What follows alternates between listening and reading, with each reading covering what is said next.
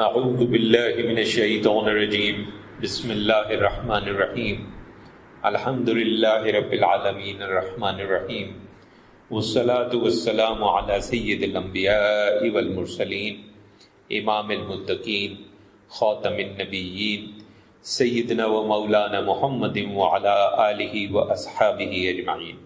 سورۃ الحجرات صرف 18 آیات ہیں اور ان 18 آیات میں 5 مختلف مضامین جو ہیں ان کو بیان کیا گیا ہے۔ مقصد یہ ہے کہ منافقت سے بچنا ہے، اللہ کے حقوق ادا کرنے ہیں، رسول اللہ صلی اللہ علیہ وسلم کے حقوق ادا کرنے ہیں، اور جو مسلمان ہیں ان کے حقوق کا خیال رکھنا ہے اور ان کا احترام کرنا ہے۔ سب سے پہلے تو اللہ کے حقوق کی بات ہوئی، پھر رسول اللہ صلی اللہ علیہ وسلم کے حقوق، پھر مسلمانوں کے باہمی حقوق اور احترام، اس کے بعد حقیقی ایمان کیا ہے اور اسلام اس سے مختلف ہے اس بات کا تذکرہ، اور پھر جو منافقین ہیں ان کے جو بھی سازشیں ہیں اور ان کے جو بھی معاملات ہیں ان سے بچنے کے لیے کہ صفات الہی جو ہے ان کا ادراک بہت ضروری ہے۔ اللہ تبارک و تعالی اور رسول اللہ صلی اللہ علیہ وسلم سے پیش قدمی کی ممانعت ہو گئی۔ کوئی بھی معاملہ چاہے دینی ہے، چاہے دنیاوی ہے، چاہے سیاسی ہے، چاہے حکومت سے ریاست سے اس کا تعلق ہے، کسی بھی قسم کا ایسا کوئی معاملہ ہو، اس کے اندر کوئی بھی بات اس طرح سے نہیں ہو سکتی کہ وہ قرآن اور سنت کے خلاف۔ یعنی ریاست کے قوانین بھی جب بنائے جائیں گے تو اس چیز کا خیال رکھا جائے گا کہ وہ قرآن و سنت کے عین مطابق ہو، اس سے ہٹ کر نہ ہو، اور کوئی ایسی شخصیت جو نبی نہیں ہے اس کی اتباع اور اس کی اطاعت نہیں ہو سکتی بشرطے کہ وہ قرآن و سنت کے مطابق ہو۔ یعنی ہمارے ہاں جو ایک چلن چل رہا ہے کہ جی ہم یہ کام اس لیے کرتے ہیں کہ ہمارے فلاں بزرگ کیا کرتے تھے، اگر وہ کام قرآن و سنت کے مطابق نہیں ہے تو ہم وہ کام نہیں کر سکتے۔ اب یہاں پہ پھر سوال اکثر اٹھتا ہے کہ پھر وہ بزرگ کیوں کرتے تھے؟ تو جواب یہ کہ اس بات کا ثبوت کیا ہے کہ وہ واقعی کرتے تھے، کیونکہ قرآن مجید کے علاوہ کسی چیز کے بارے میں حتمی طور پہ یہ نہیں کہا جا سکتا کہ ہمارے پاس جو معلومات ہے وہ واقعی درست ہے۔ ہمارے بزرگوں کی کتابوں میں بے تحاشا تحریف ہوئی ہے، اس کے ثبوت ملتے ہیں۔ تو اگر ان کی کسی تحریر میں کوئی ایسی چیز موجود ہو جو قرآن و سنت سے ٹکراتی ہو تو بجائے اس کے کہ اس پہ عمل کیا جائے، ہمیں یہ ایمان رکھنا چاہیے کہ ان کی کتاب میں کسی نے تحریف کی ہے، وہ تو ایسا کر ہی نہیں سکتے، کیونکہ جو بزرگان دین ہیں وہ صرف اور صرف اتباع اور اطاعت پر چلنے والے لوگ رہے ہیں ہمیشہ سے۔ تو کوئی ایسی رائے جو قرآن و سنت سے ٹکراتی ہو اس پر عمل نہیں کیا جا سکتا، بلکہ اس پر عمل کرنے سے خدشہ ہے کہ کہیں ہم گناہ گار نہ ٹھہریں۔ پھر حضور اکرم صلی اللہ علیہ وسلم کے جو حقوق ہیں اس میں سب سے اہم حق جو یہ ہے کہ ظاہر اطاعت و اتباع تو ہے ہی، لیکن خصوصاً اس جگہ پہ سورہ میں جو بات کی گئی وہ یہ کی گئی کہ ان کے سامنے آواز کو بلند کرنے کی اجازت نہیں ہے۔ نہ صرف یہ بلکہ ان کو عام انسانوں کی طرح آواز دے کے بلانے کی بھی اجازت نہیں ہے۔ اور احادیث مبارکہ سے ہمیں پتہ چلتا ہے کہ اگر ہم بلند کریں اپنی آواز تو ہماری تمام عمر کے ہمارے اعمال کے ضائع ہونے کا خدشہ ہے۔ ایک بڑا اہم نقطہ یہاں پہ گفتگو کرنا ضروری ہے آج کل کے تناظر میں، اور یہ آج کا معاملہ نہیں ہے، یہ ہم دیکھ رہے ہیں پچھلے 20 30 35 سالوں میں یہ معاملہ اسی طرح سے چل رہا ہے، اور وقت کے ساتھ ساتھ اس کی شکل میں بگاڑ آتا چلا جا رہا ہے۔ یہ خالی آج کی بات نہیں ہے، 3 4 5 ایسے واقعات ہو چکے ہیں کہ جب مسجد نبوی میں آواز بلند کی گئی، کسی جگہ پہ اپنے محبوب رہنما کے حق میں نعرے لگائے گئے، کبھی کسی رہنما کے خلاف نعرے لگائے گئے، اور یہ کوئی تازہ واقعہ ابھی جو ایک ہوا ہے یہ وہی نہیں ہے، اس سے پہلے بھی یہ ہوتا رہا ہے۔ ایک چیز ذہن میں رکھیے کہ قرآن اور حدیث اس کی روشنی کے اندر وہاں پہ نعرہ لگانا گستاخی ہے۔ اگر کسی نے کبھی حمایت میں نعرے لگائے تو اس نے گستاخی کی، اگر کسی نے مخالفت میں نعرے لگائے تو اس نے گستاخی کی، اور اگر کسی نے اس عمل کی غیر مشروط مذمت نہیں کی تو اس نے بھی گستاخی کی۔ غیر مشروط سے ہمارا مطلب کیا ہے؟ ہمارے ایک عجیب چلن ہے، ہم کہتے ہیں کہ ہاں جی بات تو بڑی غلط ہوئی ہے مگر دیکھیں نا یہ مسئلہ تھا۔ نبی کریم صلی اللہ علیہ وسلم کے ادب کا جہاں مقام ہے وہاں پہ یہ لیکن، ایسے ویسے، یہاں وہاں، اس کی کوئی گنجائش نہیں ہے۔ اگر ہم اس لیکن کو قبول کر لیں گے تو اس کا مطلب یہ ہوا کہ ہم نے دنیا کے معاملات کو حضور اکرم صلی اللہ علیہ وسلم کے ادب پر فوقیت دی ہے، اور یہ شدید گناہ ہے اور یہ شدید گمراہی ہے۔ جب لیلۃ القدر پہ بات کر رہے تھے تو ہم نے ایک صحیح حدیث بیان کی تھی کہ اللہ تبارک و تعالیٰ نے 2 مسلمانوں کے جھگڑے کی وجہ سے لیلۃ القدر کا علم اٹھا لیا تھا۔ اسی طرح اگر ہم تاریخ میں دیکھیں تو ادب کا جو پیمانہ ہمارے اسلاف نے اپنایا تھا وہی درست پیمانہ ہے۔ سلطنت عثمانیہ کو لے لیجئے تو سلطان عبد الحمید ثانی، اللہ تعالیٰ اس کی قبر کو نور سے بھرے، اس کے درجات بلند کرے، کم از کم جو ہم پڑھتے ہیں اس کے مطابق لگتا ہے کہ بڑا عاشق رسول تھا صلی اللہ علیہ وسلم۔ 2 واقعات، مسجد نبوی کی توسیع جب اس کے زمانے میں ہوئی، بات طویلہ مختصر کرتے ہیں، مدینہ منورہ سے کافی فاصلے پر ان لوگوں کو بسایا گیا جن لوگوں نے کام کرنا تھا۔ سارے ہی حفاظ تھے، ان کو کہا گیا کہ کام کرتے ہوئے آپ قرآن مجید پڑھتے رہیں گے ساتھ ساتھ، یا درود شریف پڑھتے رہیں گے ساتھ ساتھ، اور یہ بھی کہا گیا کہ اگر وہاں پہ جو پتھر تیار کیے ہیں اور ان کو لے جایا گیا ہے پھر مسجد نبوی میں لگانے کے لیے، اور وہاں جا کے اگر پتہ چل جائے کہ اس کی نوک پلک کچھ درست نہیں ہے تو وہاں پہ اس کو ٹھیک نہیں کرنا ہے، وہاں سے واپس مدینے سے باہر اسی جگہ لے کے جانا ہے، وہاں جا کے ٹھیک کرنا ہے اور پھر واپس لے جا کے وہاں پر لگانا ہے۔ جالیوں پہ کپڑے موٹے لگا دیے گئے کہ اندر گرد نہ جائے، ادب اس کو کہتے ہیں۔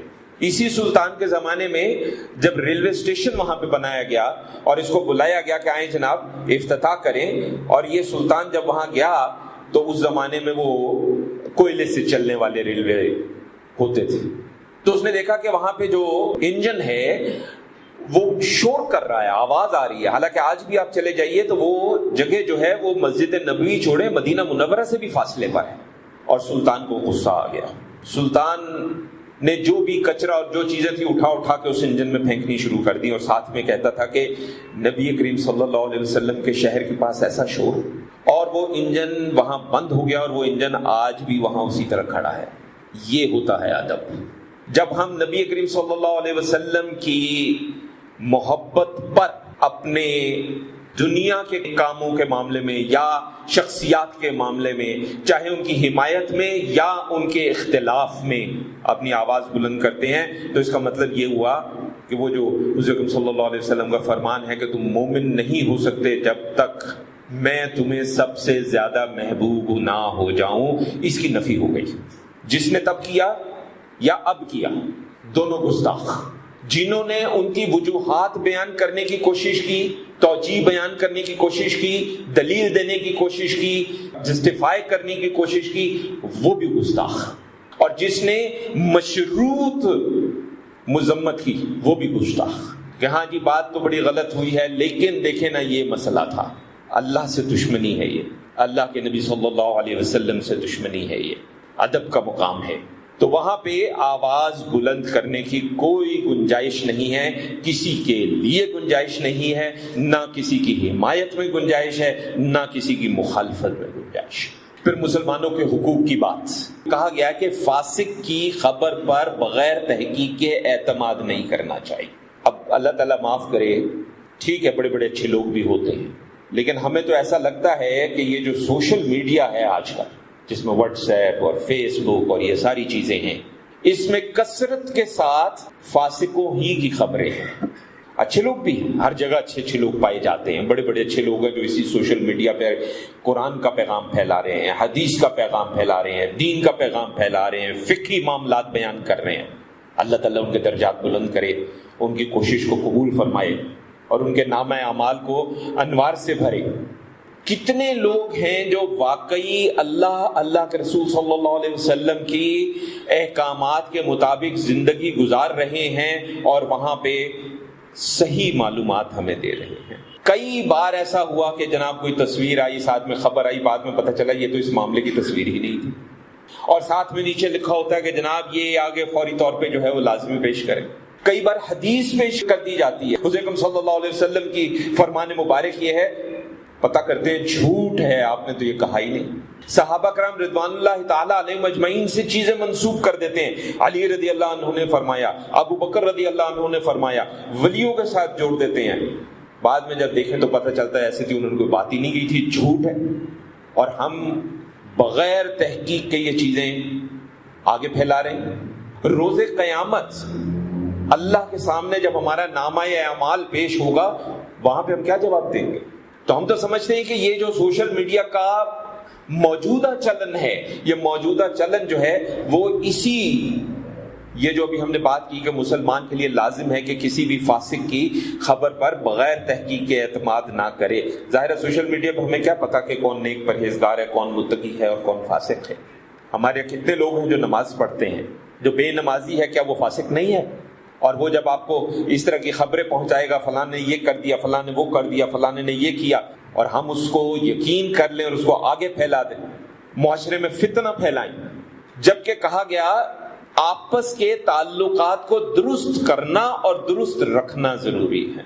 مذاق اڑانے سے منع کیا گیا، لان تان کرنے سے منع کیا گیا، عیب لگانے سے منع کیا گیا، بدگمانی کرنے سے منع کیا گیا، ٹوہ میں لگے رہنے سے منع کیا گیا، تجسس میں رہنے سے منع کیا گیا، غیبت سے منع کیا گیا، اور تمام دنیا کے انسانوں کو مخاطب کر کے قرآن مجید میں کہا گیا، اور یہ حقیقت انہیں سمجھائی گئی کہ اللہ نے یہ جو یہاں پہ قبیلے بنائے ہیں اور یہ جو مختلف نسلیں بنائی ہیں، ان کا تعلق اور ان کا مقصد صرف پہچان ہے، اس سے زیادہ کوئی مقصد نہیں ہے، جبکہ اللہ کے نزدیک نسب کوئی چیز نہیں ہے، خاندان کوئی چیز نہیں ہے، برادری کوئی چیز نہیں ہے۔ اگر کوئی چیز ہے تو وہ صرف اور صرف کیا ہے؟ تقوی اور پرہیزگار۔ جتنا مرضی اعلیٰ نسب کا شخص ہو، جتنے مرضی بڑے گھرانے سے اس کا تعلق ہو، چاہے دینی لحاظ سے چاہے دنیاوی لحاظ سے، اگر وہ متقی نہیں ہے تو اللہ کی نظر میں اس کی کوئی حیثیت نہیں ہے۔ اور جن چیزوں سے اللہ نے واضح طور پہ قرآن مجید میں منع فرما دیا، ہم کیا کر رہے ہیں؟ ہم نہ صرف ویسے وہی سب کچھ کر رہے ہیں، بلکہ اس سوشل میڈیا کو استعمال کرتے ہوئے ہم نے اپنے نامہ اعمال میں مسلسل ہم گناہ جو ہے وہ بڑھا رہے ہیں بغیر تحقیق کے۔ بعد میں پتہ چلتا ہے ایسا تو کچھ ہوا ہی نہیں۔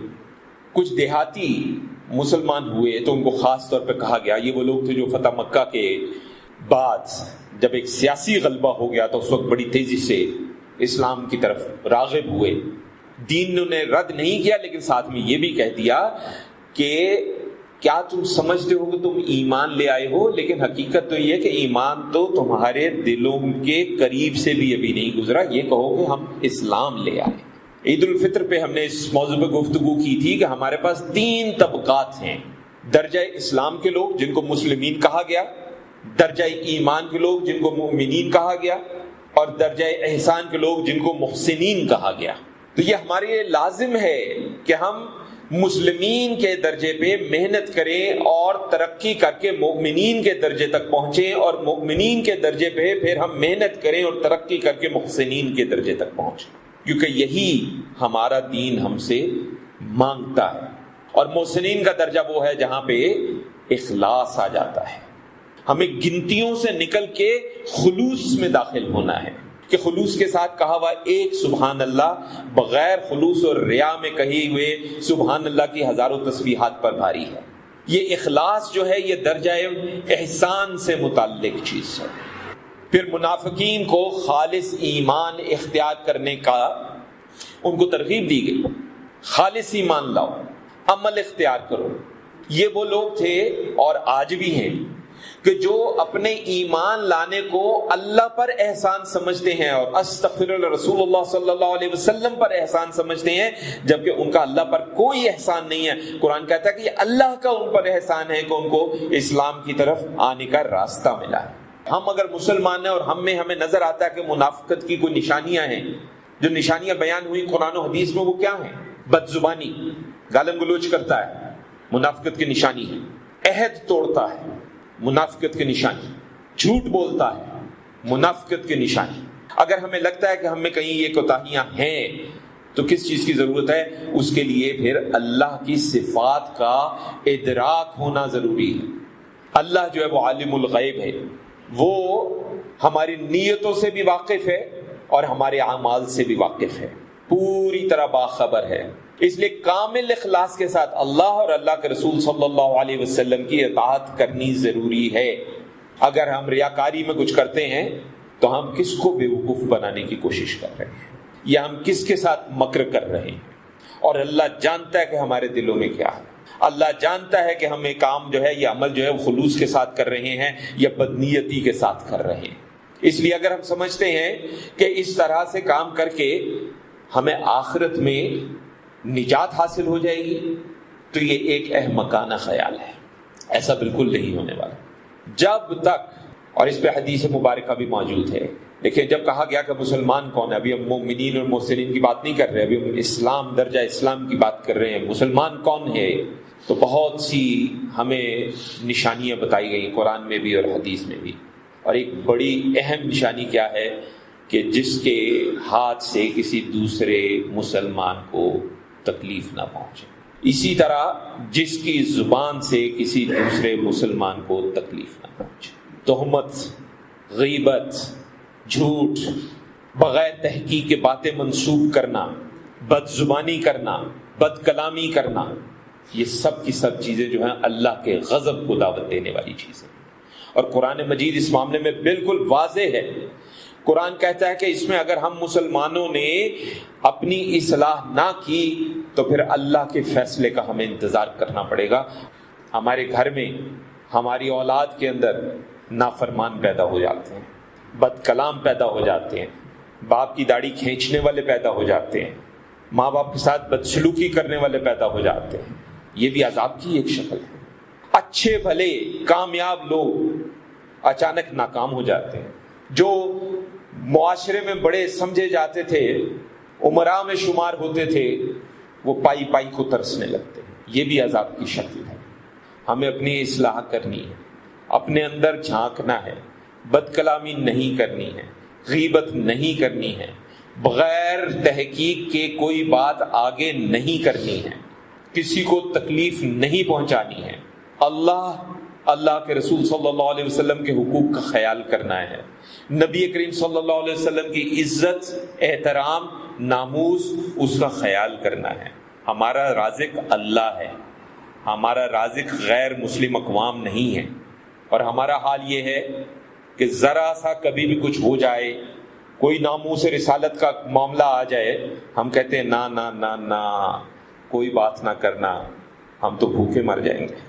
یہ بڑا ضروری ہے کہ معاملات کو سمجھیں. اگر وقتی طور پہ دنیا میں کوئی فائدے حاصل ہو جائیں گے تو وہ وقتی فائدے ہیں، لیکن دور رس نتائج نہیں ملیں گے ہمیں. اللہ تعالی ہمیں توفیق دے، صحیح بات کو صحیح کہنے کی توفیق ملے، غلط بات کو غلط کہنے کی توفیق دے. اگر ہمیں اتنی جرت نہیں ہم زبان سے کہہ سکے تو کم از کم دل سے تو ہم کہیں کہ یہ بات غلط ہے. ہمیں غیر مشروط مذمت کرنی ہے. جو چیز غلط ہے وہ غلط ہے، اس کا کوئی جواب درست نہیں ہو سکتا، کوئی جواز درست نہیں ہو سکتا، کوئی دلیل درست نہیں ہو سکتی. اگر آپ اس کی کوئی دلیل دے رہے ہیں، وجوہات بیان کر رہے ہیں، آپ بھی گستاخ ہیں. اس بات کو سمجھیں. ہماری منافقت کا یہ حال ہے کہ نبی کی ناموس کی بات آتی ہے تو ہمیں اچانک یاد آ جاتا ہے اچھا نہیں یہ ہو جائے گا، وہ ہو جائے گا، وہ ہو جائے گا. جب ہماری ذات پہ بات آتی ہے تو ہمیں یہ چیز یاد نہیں آتی کہ یہ ہو جائے گا، وہ ہو جائے گا. اللہ تعالی ہمیں ہدایت دے، توفیق دے، اذن دے، اصل معاملات کو ہم سمجھے. صلی اللہ علی خیر خلقہ سیدنا و مولانا محمد وعلی آلہ و اصحابہ اجمعین برحمتک یا ارحم الراحمین.